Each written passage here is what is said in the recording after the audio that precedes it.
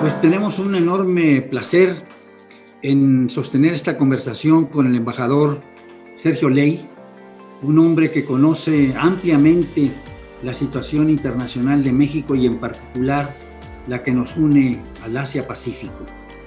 Ha sido embajador en diversos países de Oriente. Primero fue consejero cultural, después fue embajador en Singapur, en Indonesia y finalmente en China. Su caso es insólito porque, debiendo retirarse a los 65 años de edad, se le exigió prácticamente, se le permitió que continuara por sus amplios conocimientos de la región. Después vino la Revolución Cultural, y yo la Revolución Cultural la califico como un choque entre facciones del partido. Y choques entre facciones del partido siempre han sido terribles, yo creo que en cualquier régimen. Entonces, esto trajo un desastre para el país, un desastre para la cultura, un desastre para el patrimonio histórico y un desastre para la población en general. Y sobre todo para la clase intelectual, que fue vilipendiada y puesta prácticamente de rodillas o muerta en el peor de los casos. Viene aquí una figura que creo que es la figura más relevante de la China contemporánea, que es la figura de Deng Xiaoping. Deng Xiaoping había sido un funcionario chino que participó en la larga marcha, que participó en tantas y tantas de las batallas de Mao Zedong, y que junto con Mao fue de los que el grupo de los que proclamaron la República Popular China. Pero tuvo durante todo el régimen del presidente Mao pues muchas caídas, de las que se volvía a levantar y otra vez caía y se volvía a levantar.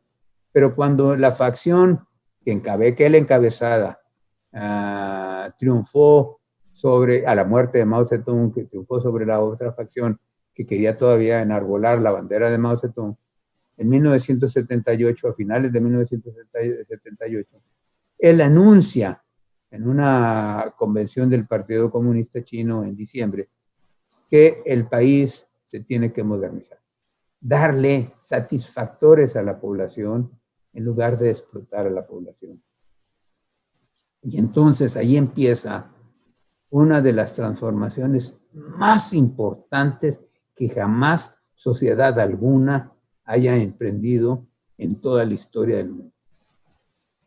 En un periodo de una generación, poco más, que son 40 años, haya sacado de la pobreza extrema a 600 millones de personas, es realmente inaudito en ningún periodo de la historia de la humanidad. Gran Bretaña, con su revolución industrial, tardó prácticamente 100 años para sacar a su población de extrema pobreza a niveles más o menos de bienestar. Esto es, yo creo que uno de los grandes éxitos. Todavía tienen algunos problemas de extrema pobreza que creo que los están atendiendo. Para una población de 1.500 millones, 1.400 millones de gentes, que te tengan 20 millones de extrema pobreza, 30 millones de extrema pobreza, yo creo que es realmente una cifra minúscula, pero se están atendiendo. ¿Cuál fue? ¿Cómo lo hicieron? ¿Qué fue? Creación masiva de empleos. Masiva de empleos. Pero empleo productivo, Sergio. Empleo productivo, sí, por supuesto. No dádivas. No dádivas. Y justamente el gobierno chino y la población china está convencida de que la dádiva no sirve de nada. Es en China donde se crea el principio, y es un principio confuciano, que ahora se repite con mucha frecuencia, de que si ves a un mendigo, no le des de comer, enséñalo a pescar. La creación masiva de empleos fue la clave que hizo que China saliera de el marasmo en que se encontraba para llegar a la posición que en estos momentos tiene. ¿Cómo lo hicieron? Se abrieron al capital extranjero en primera instancia. Porque pues, sabían ellos que no tenían capital suficiente como para invertir. Fue cuando crearon las zonas económicas especiales. Y aquí las zonas económicas especiales quiero hacer una liga interesante con nuestro país. Muy interesante. En 79, el entonces alcalde de la ciudad de Shanghái era Jiang Zemin. Él hizo un viaje a México para visitar las zonas de maquiladoras que nosotros años antes, desde los años principios de los 70s, fines de los 60s, habíamos creado, sobre todo en la frontera, donde creamos las condiciones para que vinieran empresas extranjeras a armar sus productos aquí, importaran todos los componentes libres de impuestos y utilizaran la mano de obra mexicana y después los exportaran. Vinieron a ver estuvieron en Tijuana, en Mexicali, en Nogales, en Ciudad Juárez, en Nuevo Laredo. Y cuando regresaron a China, este alcalde hizo un reporte calificándolo como el plan más inteligente para crear masivamente empleos. Y esto fue la base que le sirvió para crear el plan de las zonas económicas especiales que le sirvió a China. Ahora, esto ha evolucionado, por supuesto, y ha evolucionado de manera diferente. ¿Qué pasó en China y qué pasó en México? Con algo muy similar, no igual, pero muy similar. En China se crearon los clústeres de proveedores nacionales para empezar a sustituir las mercancías que estaban importando estas maquiladoras del extranjero.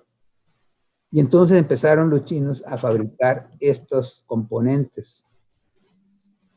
En estos momentos, las empresas que llegaron a China como maquiladoras tienen el 60-65% de integración nacional.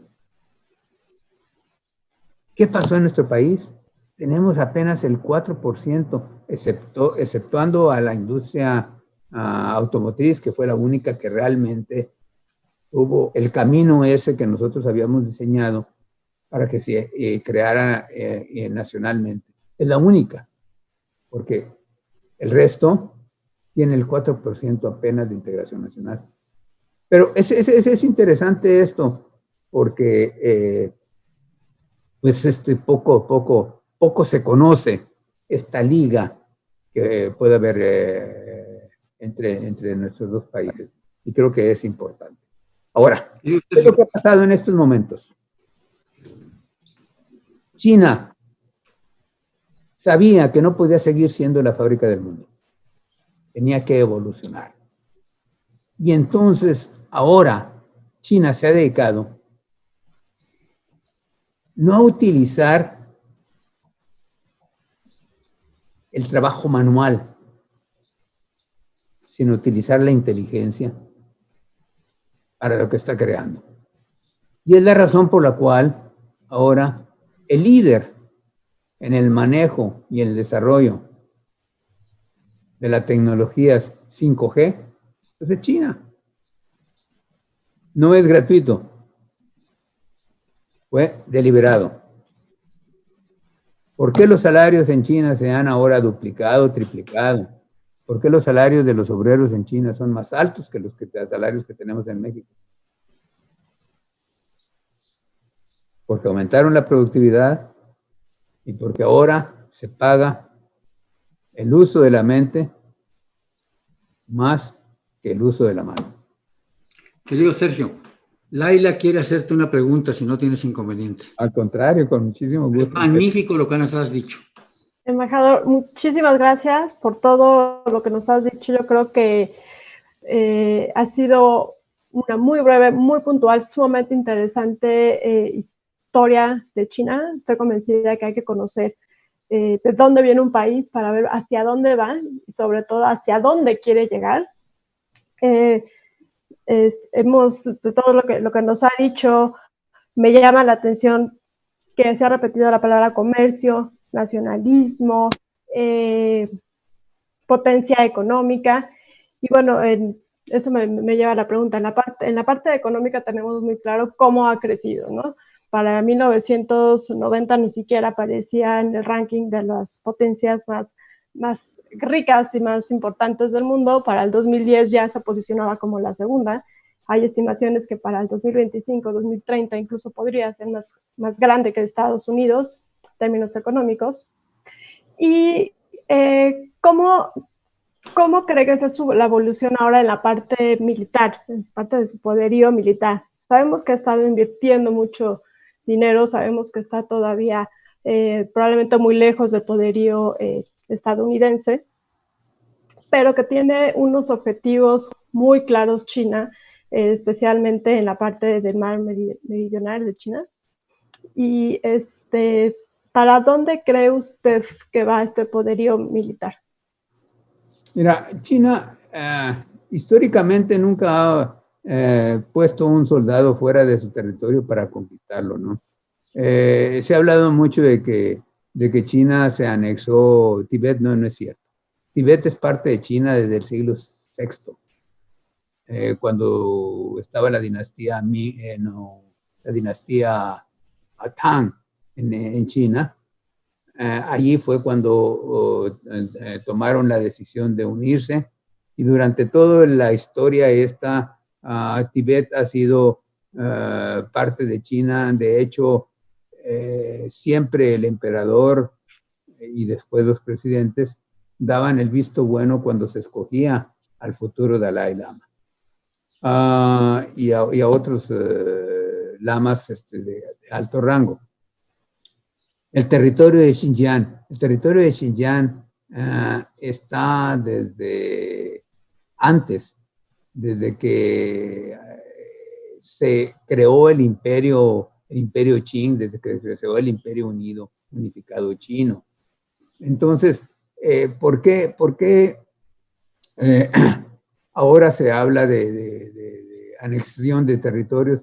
Porque a principios del siglo XX, Rusia quería anexarse toda la parte del Xinjiang, como lo había hecho con todas las repúblicas que después formaron parte de la Unión de Repúblicas Socialistas Soviéticas, Kazajstán, Kirguistán y todas estas repúblicas, pero también quería anexarse el Xinjiang, aprovechándose de la debilidad militar que tenía China.